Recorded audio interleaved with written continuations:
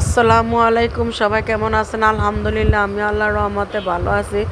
এই যে আমি বাড়িতে এসে মাটির চুলাতে পায়েস রান্না করতেছি। এইভাবে কারা মাটির চুলাতে পায়েস রান্না করে খান অবশ্যই কমেন্ট করে জানাবেন, কারণ মাটির চুলা রান্না খাওয়ার স্বাদই আলাদা।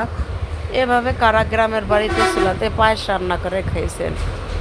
আর এই দেখেন গ্রামের বাড়িতে টাটকা মাছ, ইলিশ মাছ, জাটকাটা অনেক তাজা, মাছটা খেতে অনেক মজা হয়। আর এই মাছ পছন্দ করে না এমন মানুষ খুঁজে পাওয়া মুশকিল। দেখুন মাছটা কত সুন্দর, একেবারেই তাজা মাছটা। আর সাথে ছিল চিংড়ি মাছ। এই যে চিংড়ি মাছটা অনেক বড় বড় ছিল।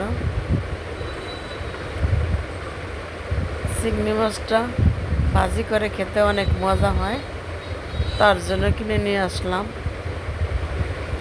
এই যে গ্রামের বাড়ির জীবনযাপন দেখেন কিরকম।